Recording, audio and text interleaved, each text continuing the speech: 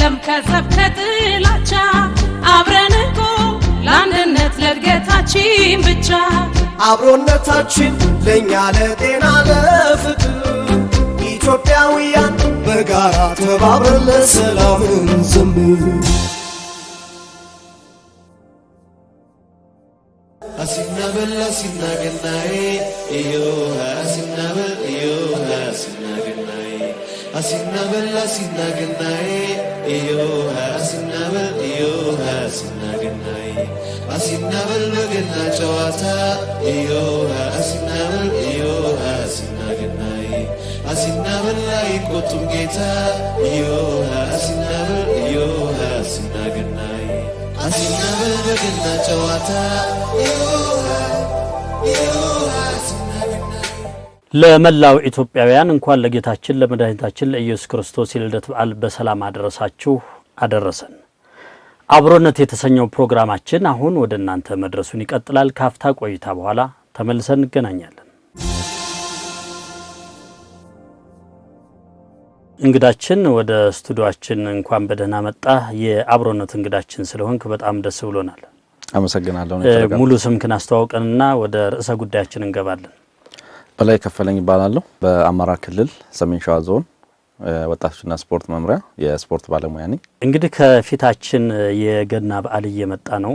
አንተ ደግሞ በብዛት ከበዓላቶች ጋር ትገናኛለህ። የተለያዩ ፌስቲቫሎችም ሲዘጋጁ ውሎህ ከወጣቶች ጋር ነውና እስኪ አሁን በዓላቶች በተለይ በተለያየ እምነት ተከታዮች ዘንድ በኢትዮጵያ በርካታ በዓላቶች አሉን እናከብራቸዋለን፣ በብዛት ይከበራሉና እነዚህ በሀገራችን የሚከበሩ በዓላቶች ለአብሮነታችን ያላቸው ፋይዳ ምንድነው? አብዛኛው የኢትዮጵያ በዓላቶች በተለይ ለወጣቱ የማህበረሰብ ክፍል ትልቅ ፋይዳ አላቸው።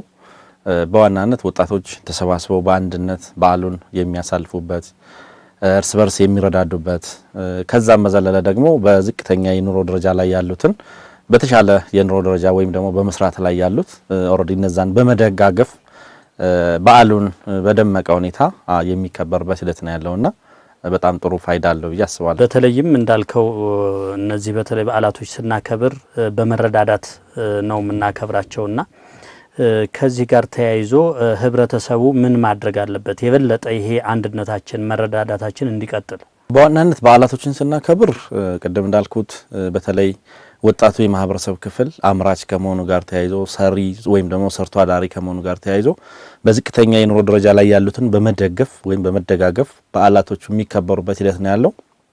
ከዛም በዘለለ ለአንድነታችን ፋይዳው የጎላ ነው። ያም የሆነበት ምክንያት ምንድነው?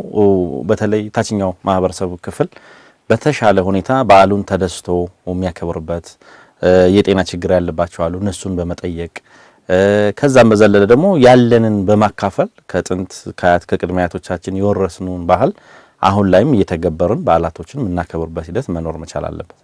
ከመረዳዳቱ ባሻገርም ለጉርብትናችን መጠናከር ምን አይነት አቅም ይኖረዋል ብለህ ታስባለህ? እንዲህ የበዓላቶች በተለይም አሁን እኛ ባደግንበት ልጅ ሆነን የምናያቸው ባህሎች አሉ። ጎረቤት ለጎረቤት ተጠራራለ፣ በዓል ሲሆን ቡና ጠጧል። እንዲህ አይነት ነገሮች በዓል ላይ ደመቅ ብለው ይታያሉና እነዚህስ የበለጠ ጠንክረው እንዲወጡ ምን ትመክራለህ? አሁንም ወደፊትም በተለይ ከዚህ ከበዓላቶች ጋር ተያይዞ እውነት ለመናገር የድሮ የአባቶቻችንን አሁንም ማስታወስ ምፈልገው ምንም ትሁን ምን ያለችውን በአንድ ላይ የአካባቢውን ማህበረሰብ ጎረቤትን ብቻ አይደለም የአካባቢውን ማህበረሰብ ጭምር ተጠራርተው በአንድ ላይ የሚያከብሩበት ትልቅ የሆነ የኛነታችን መገለጫ ብለን ምን ወስደው ትልቅ ባህል አለን። እሱን የበለጠ አጠናክረን በሄድን ቁጥር አንደኛ እርስ በርስ ተደጋግፈን ነገ የተሻለች ኢትዮጵያን ወይም ደግሞ አንድ ኢትዮጵያን ምን ገነባበት አንዱ መነሻ በዓላቶች ነው ብለን እናስባለን። በሌላ መልኩ ደግሞ ጥሩውን ነገር የበለጠ እንድናጎላ በበዓላት ቀናቶች ተሰባስበን በአንድ ላይ ሆነን እየተጫወትን ቤት ያፈራውን እየቀመስን በዋልን ሰዓት በጨዋታው መካከል በርካታ ጠቃሚ የሆኑ ሐሳቦችን ምን ለዋውጥበት አንዱ የመገናኛ መድረክ ስለሆነ በበዓላቶች ጎረቤት ከጎረቤት ተጠራርቶ የአካባቢ ማህበረሰብ አንድ ላይ ተሰብስቦ ማክበሩ በተለይ ደግሞ ለወጣቱ የማህበረሰብ ክፍል ትልቅ ሚና አለው ብዬ አስባለሁ። በጣም አሪፍ።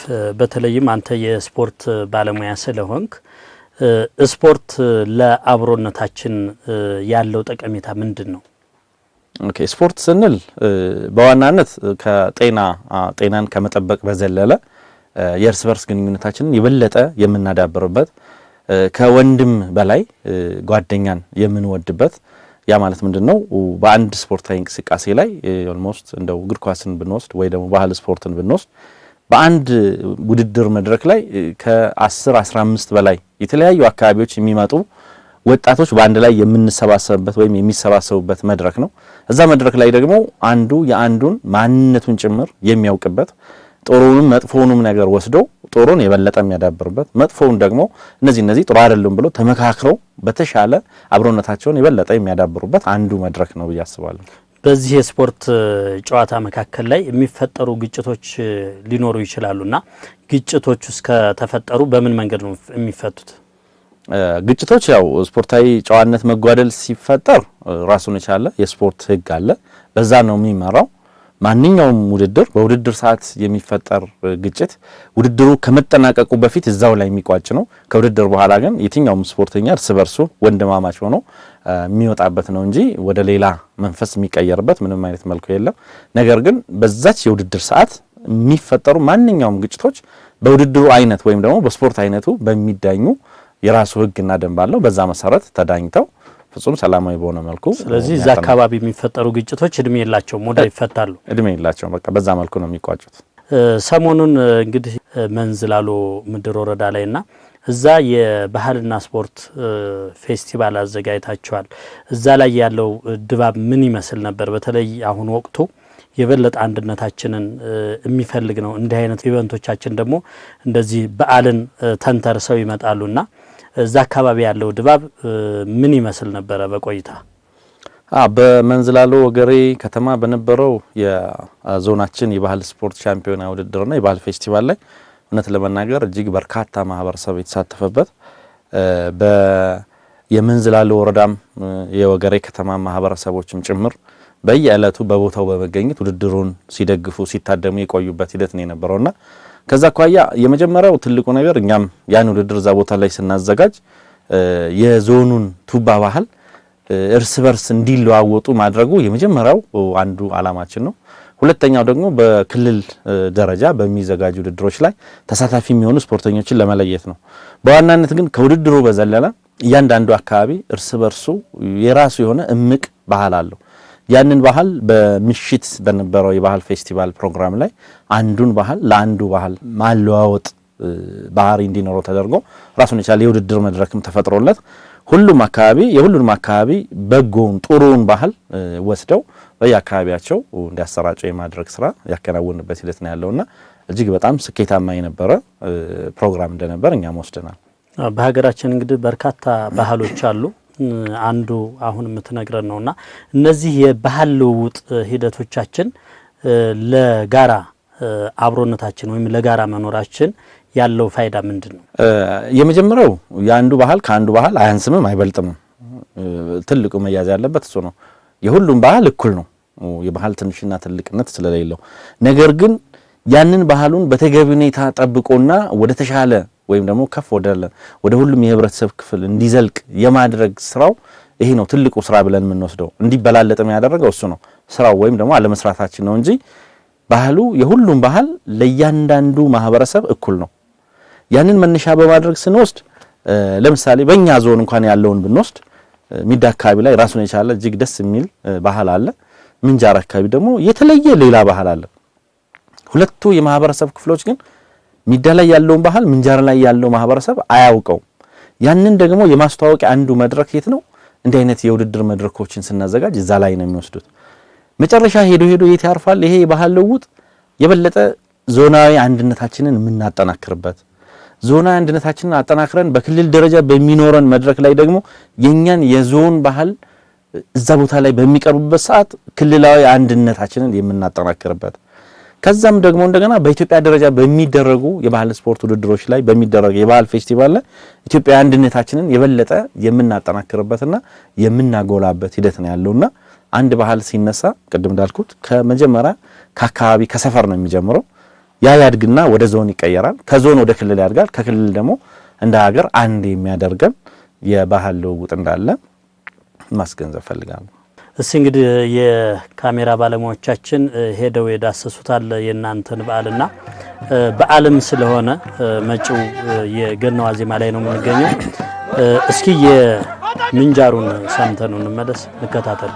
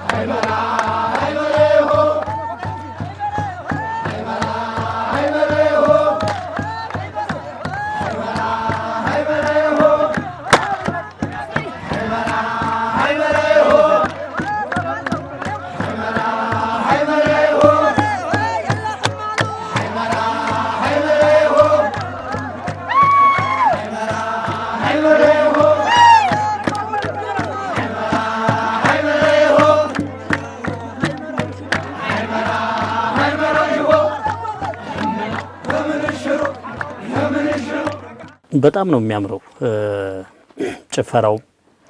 እንግዲህ አሁን አይተነዋል። ይሄ የምንጃር ጭፈራ ደግሞ የታወቀ ነው።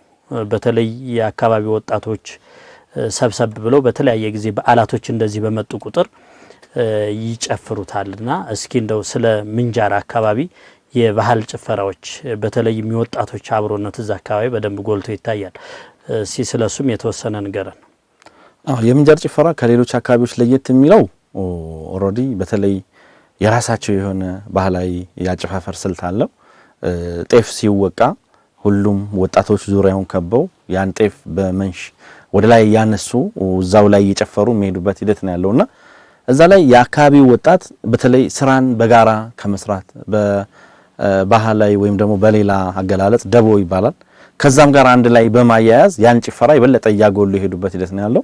በሌላ መልኩ ደግሞ ስንወስድ የምንጃር ያጨፋፈር ስልት ከሌሎች አካባቢዎች ጋር በምን መልኩ ቢሆን ይለያል፣ አይገጥምም ማለት ነው።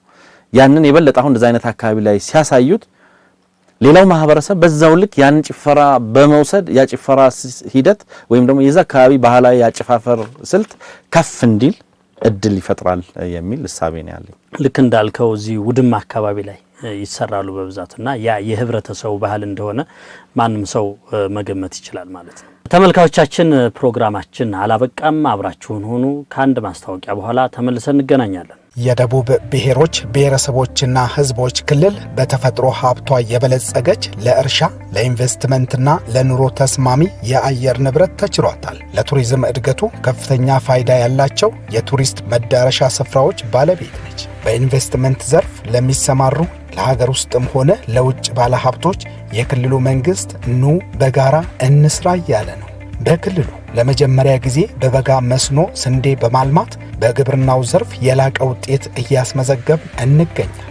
በበልግ ያጋጠመውን የምርት መቀነስ በመኸር አዝመራ ለማካካስ በልዩ ትኩረት እየተሰራ ነው። በክልሉ ከ1.25 ሚሊዮን ሄክታር በላይ መሬት በማረስ በዘንድሮ የመኸር አዝመራ ከ96.9 ሚሊዮን ኩንታል በላይ ምርት ለማምረት ጥረት ተደርጓል።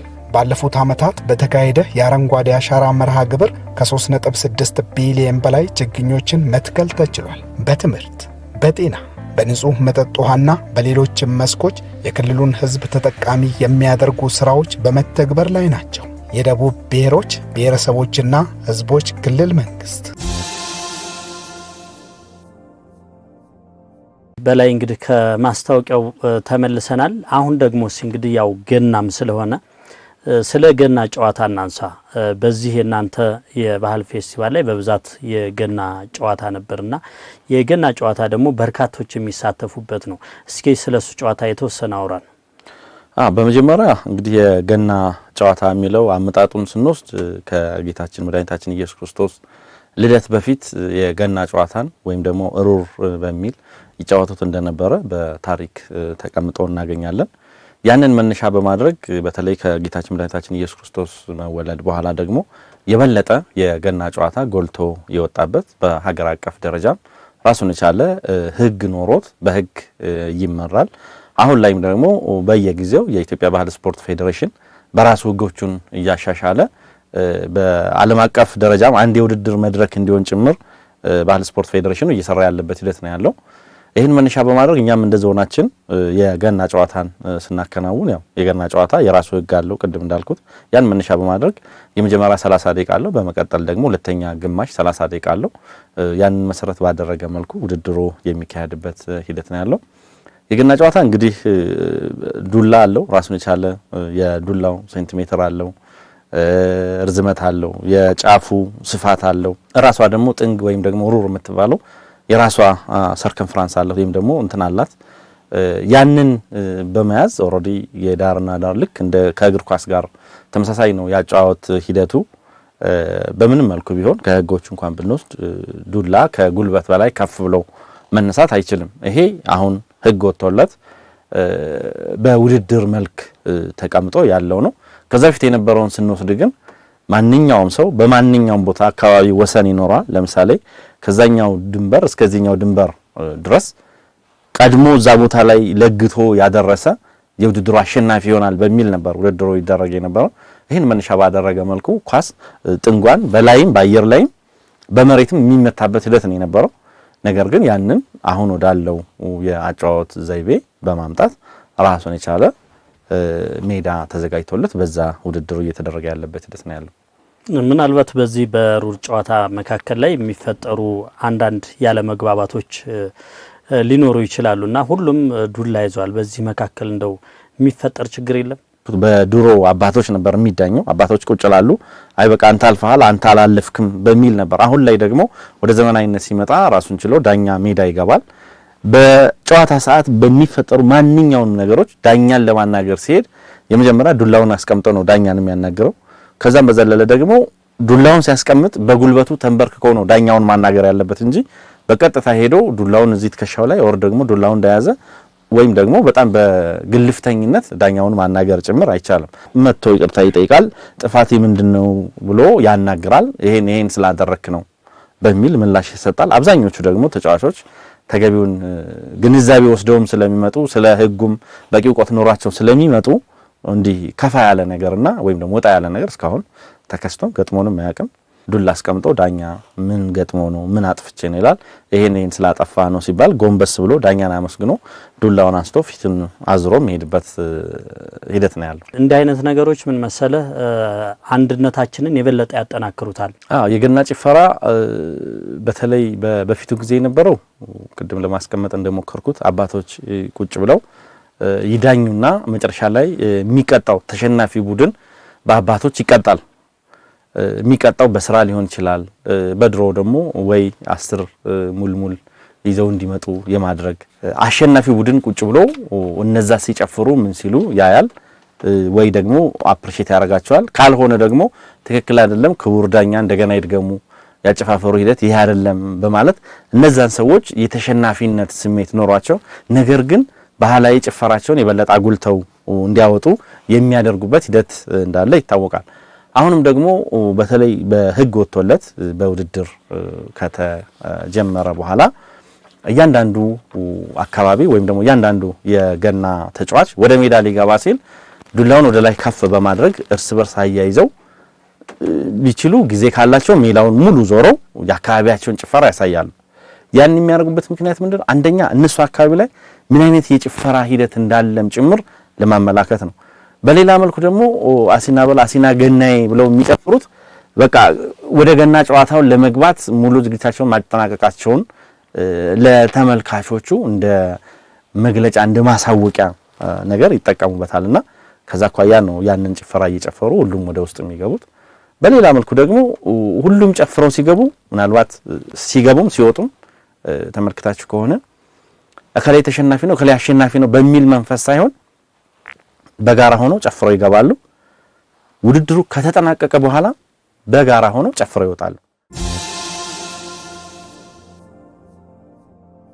በዚህ ኢቨንት ላይ የዚህ ገና ጨዋታው በጣም ለየት ይላል በተለይም ገና ስለሆነ ተመልካቾቻችን እስኪ የገናን ጨዋታ በተወሰነ መንገድ እናስቃኛችሁ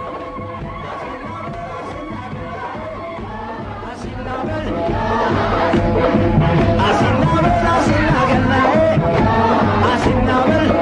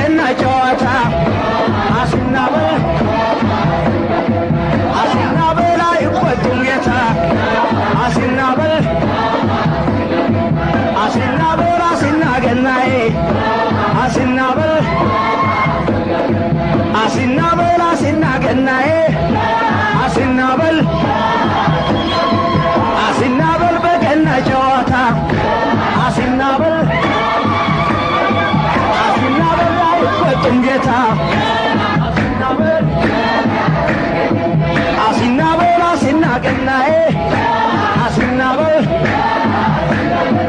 አሲናበል አሲና ገናዬ አሲናበል አሲናበል አሲና ገናዬ አሲናበል አሲና ገናዬ አሲናበል አሲናበል አሲና ገናዬ አሲናበል አሲናበል በገና ጨዋታ አሲናበል አሲናበል አይቆጡም ጌታ አሲናበል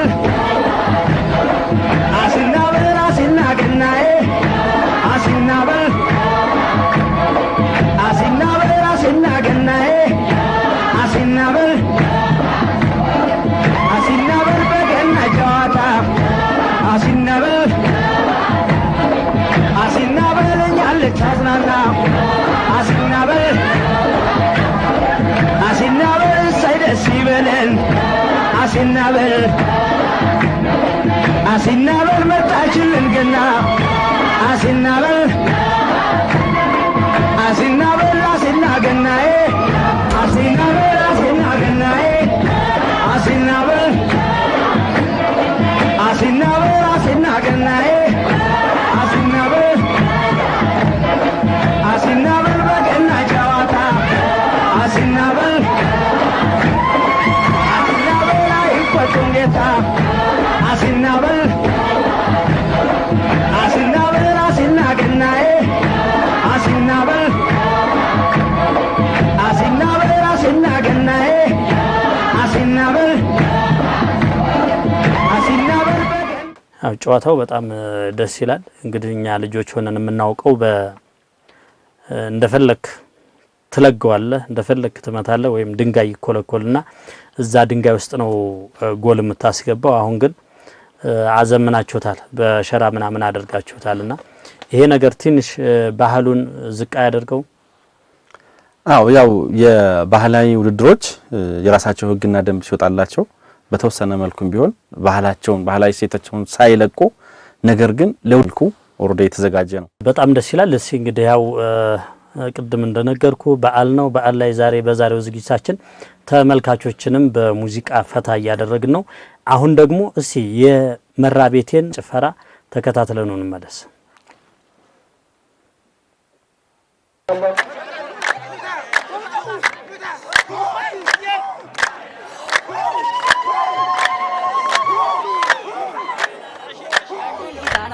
የኒንግዳ የመሬልጅ ወቆረዳ አታስቀምጥ አታስተኛ እቺ ጎሬ ልጅ አገሩ አመራኝ አታስጠጣ አታስበላ ዋን ይስኩድ የፈላ የመሪዋ ካልመጣችማ የሬማ ካልመጣችማ አሆ ይጠሩኝ ዋንም አልሰማ ይጠሩኝ ዋንም አልሰማ አልሰማማ ቢል ከሰፈነበት አልሰማማ ካራምች ጋድጋ አልሰማማ ከራሳ በባገር አልሰማማ ኩሰይ ተወልዳ አልሰማማ ሽርጉድ ያለች አልሰማማ ነጣችን እንግዳ አልሰማማ ወንዱ አበባ አረጋይ አልሰማማ ድንበር ላይ ቢተኛ አልሰማማ ሲባነን አደረ አልሰማማ ያነጭ ሲረኛ አልሰማማ ባንቺ ላይ ከነጡ አልሰማማ ዋኔም አልሰማማ የመሬ ልጅ አዳም ነው ስሜ አትለኝ ዋን ከቦኝ የጅሩ ልጅ የማሮናላ አልፈልግም ቻሌላ ሁሉ ፍቅር ቀና አሳቢ የሬማ ሰው የመራኛ ሴቱ ቆንጆ ወንዱ ማኛ እስኪ ልሂድ መራቤቴ ተስማማለች። በዚህ ጭፈራ ላይ ደግሞ አንድ የታዘለች ሴት ነበረች በዚህ በሚዳው ጭፈራ ላይና የልጅቷ መታዘል ምንድነው የሚያመለክተው? አሁን የሚዳ ከአለባበሳቸው ይጀምራል። አለባበሳቸው በራሱ የአካባቢውን ማህበረሰብ የሚገልጽ የአለባበስ ስርዓት ነው ያላቸው። ቁምጣ ነው የሚለብሱት። ብዙ ቁልፍ የበዛበት የላኛው ልብሳቸው ብዙ ቁልፍ የበዛበት ኮት ወይም ጃኬት ብለን መውሰድ እንችላለን። ያ በራሱ በተለይ ከስራ ወዳድነትን ከአምራችነት ጋር ወይም ደግሞ የአካባቢያቸውን ባህል ጠብቀው ከመሄድ ጋር የሚያያዝበት ሂደት እንዳለ ከነሱ የተረዳንበት ሂደት ነው ያለው። እንግዲህ በጣም ጥሩ ሐሳቦች ነው ያነሳው። በርካታ ወረዳዎች ናቸው የመጡት በዚህ ፌስቲቫል ላይ እንዳየናቸው መግቢያውም ላይ ያው ሁሉንም መዘርዘር አንችልም። አሁን ዋናውን ተመልካቾች እንዲረዱት እንፈልጋለን።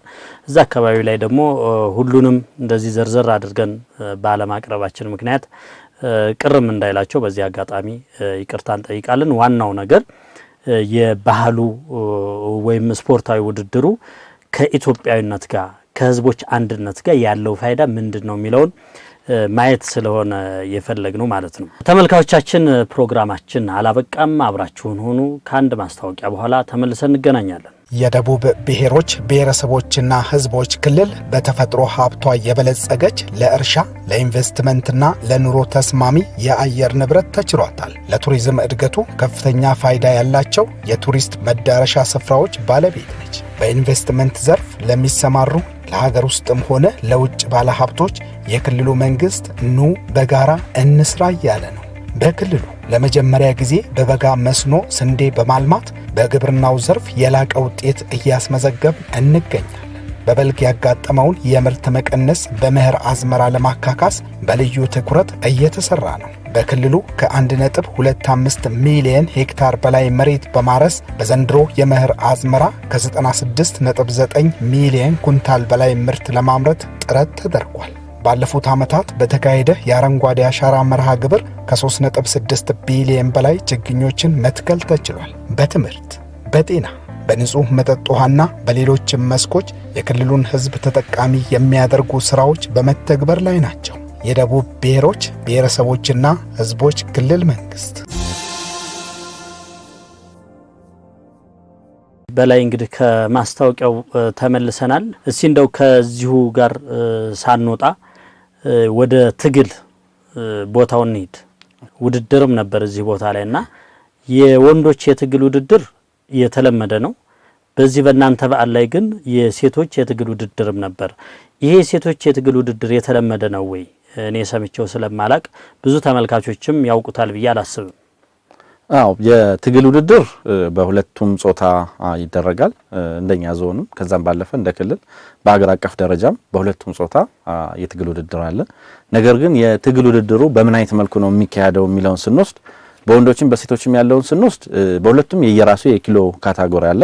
ለምሳሌ አሁን 8 ሰዎች ተወዳዳሪዎች ቢኖሩ የ8ቱም ኪሎ ሲመዘን በ48 52 ኪሎ ካታጎሪ ካልሆነ ውድድሩ ራሱ ላይኖር ይችላል። ያ የሚሆንበት ምክንያት ምንድነው? በሚወድቁበት ሰዓት አንደኛ ከፍተኛ ጉልበት ያለው በአነስተኛ ሌቭል ላይ ያለውን መሬት ላይ ወይም ደግሞ ፍራሽ ላይ በሚጥልበት ሰዓት ያኛው ሰው ይጎዳል። ላው ላይም በሚወድቅበት ሰዓት ያ ከስር ያለው ሰው ሊጎዳ ስለሚችል አንድ ያንን ለመከላከል ነው። በሌላ መልኩ ደግሞ ውድድሩ በራሱ በእኩል የኪሎ ግራም ክልል ውስጥ ያሉትን በሚወዳደሩበት ሰዓት ተፎካካሪነታቸው በዛው ልክ ከፍ ይላል። ተመልካችን ይስባል።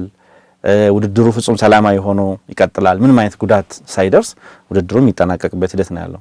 ከዚህ ጋር ተያይዞ በሴቶችም በተመሳሳይ ዝቅተኛ መነሻ 43 ኪሎ ግራም ነው። 43 47 ኪሎ ግራም አለ። ከዛ ደግሞ እንደገና ከ48 52 ይላል የሴቶች ማለት ነው። በእያንዳንዱ ዘርፍ ወይም ደግሞ የውድድር ካታጎሪ ውስጥ 4 ኪሎ ግራም ማክሲመሙ 4 ነው። ዝቅተኛው በተመሳሳይ በ4 ኪሎ ግራም ሬንጅ ውስጥ ያሉ ተወዳዳሪዎች ወደ ውድድር ይገባሉ ማለት ነው። በዛ መልኩ ነው ውድድሩ የሚከናወነው። አቶ በላይ እንግዲህ እስኪ የወንዶችንም የሴቶችንም የትግል ውድድር በተወሰነ መንገድ ተመልካቾቻችንም እንዲረዱት ተከታትለን እንመለስ።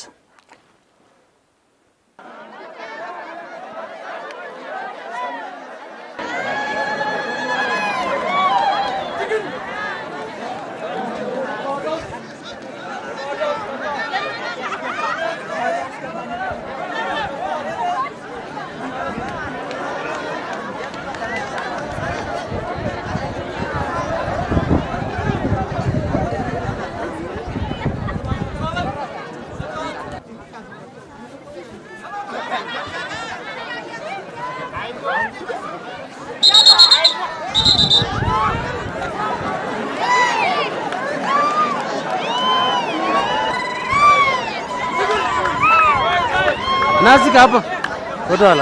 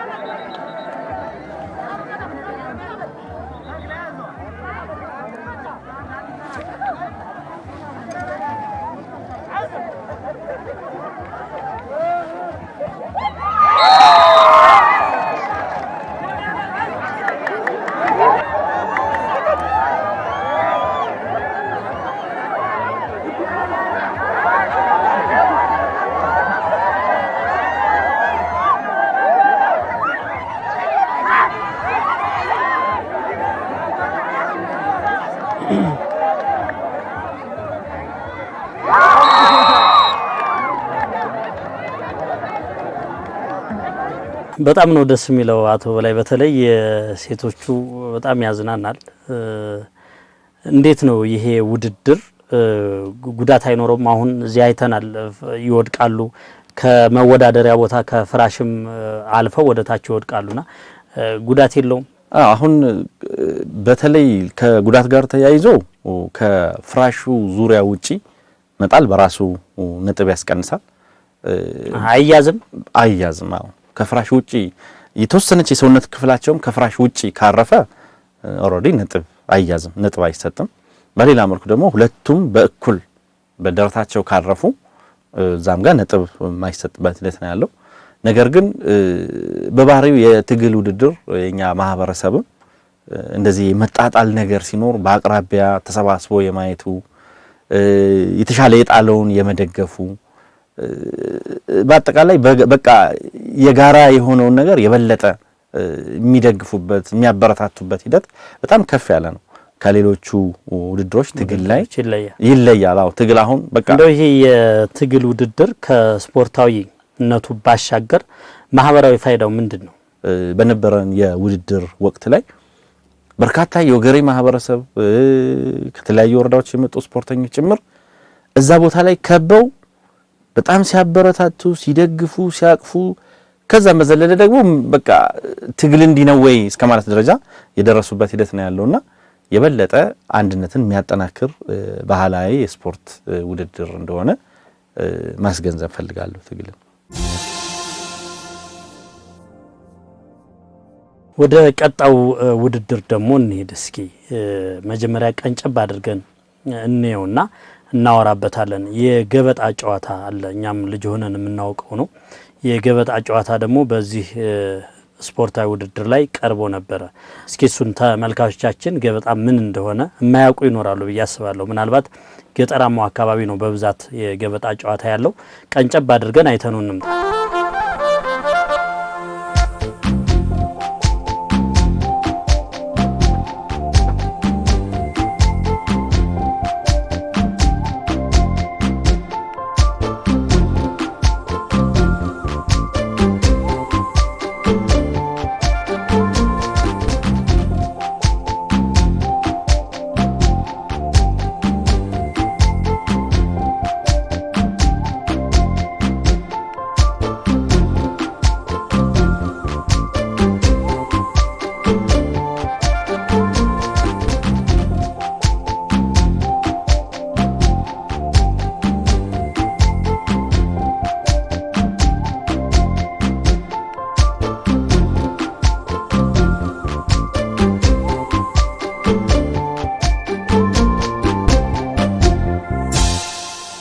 ጨዋታው ደስ ይላል።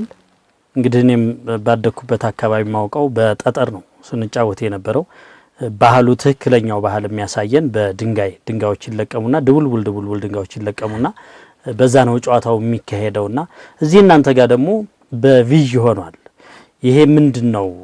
እንዴትስ በዚህ ልታረጉት ቻላችሁ? ከዋናው ከዛኛው ባህል ለምን ወደዚህኛው መጣ? ወደ ቪዥ ተቀየረ? ጠጠር ማድረግ አይቻልም ነበር? አሁን ወደ በብይ ማጫወት የተጀመረው የመጀመሪያው ቅድም እንዳልኩት ህግ ከወጣለት በኋላ ያንዳንዱ ነገር የሚታይ መሆን አለበት ተብሎ ተቀምጧል። ለዛም ደግሞ አሁን ጠጠሮችን ብዙ ጊዜ ለማግኘት ተመሳሳይ የሆኑ ነገሮችን ማግኘት በራሱ አዳጋች ነው አሁን ባለው ነባራዊ ሁኔታ።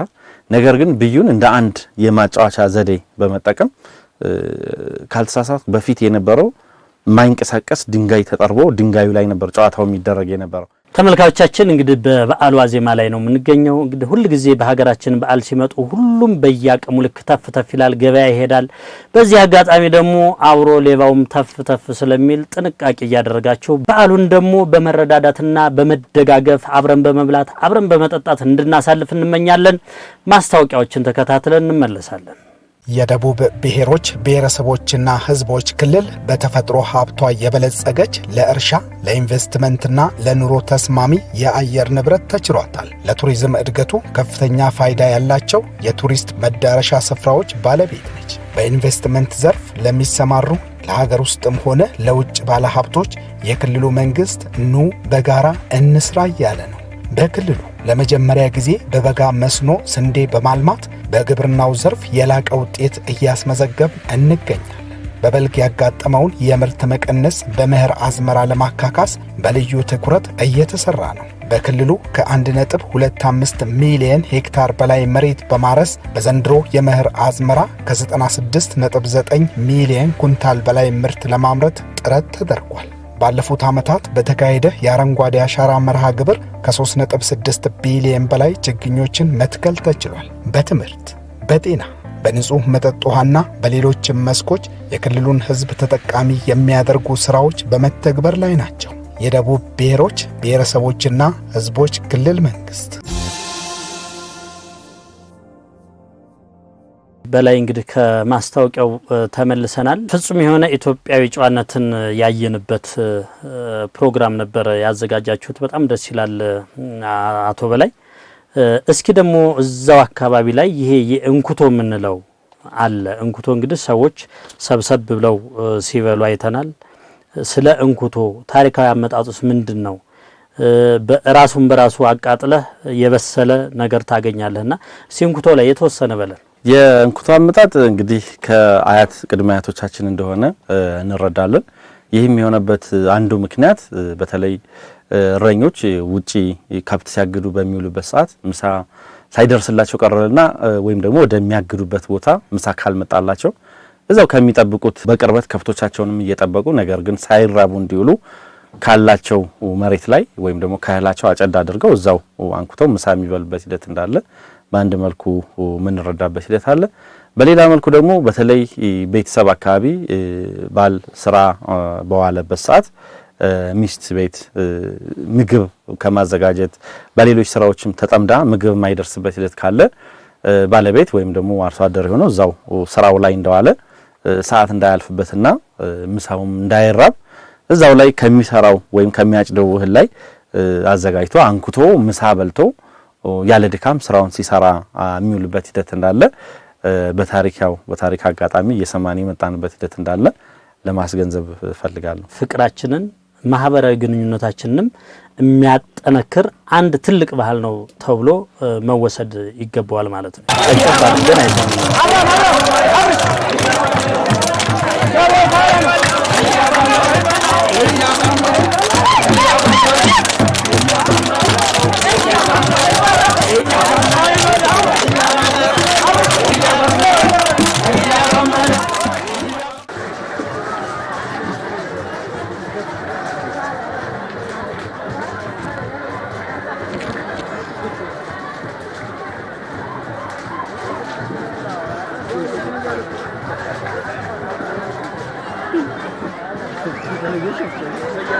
ተመልካቾቻችን በየቤታቸው ሆነው እየተከታተሉ ነው። በዋዜማው ስለሆነ እስኪ ባንተ ምርጫ ደግሞ አንድ ሙዚቃ ሁሉንም ሊገልጽልን የሚችል የመንዝ ሙዚቃ ቢጋበዝ የተሻለ ይሆናል ብዬ አስባለሁ። እንከታተለው።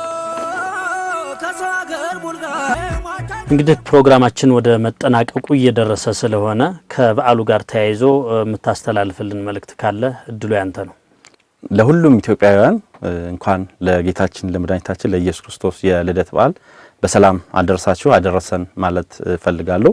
በዓሉም የሰላም የፍቅር የአንድነት እንዲሆንልን ምኞቴ ነው። ለዛሬ ያዘጋጀንላችሁ የአብሮነት ፕሮግራም በዚህ ተጠናቀቀ። ሳምንት በሌላ ዝግጅት እስከምንገናኝ ድረስ ሁላችንም በያለንበት ሰላም እንሁን። መልካም በዓል ይሁንላችሁ።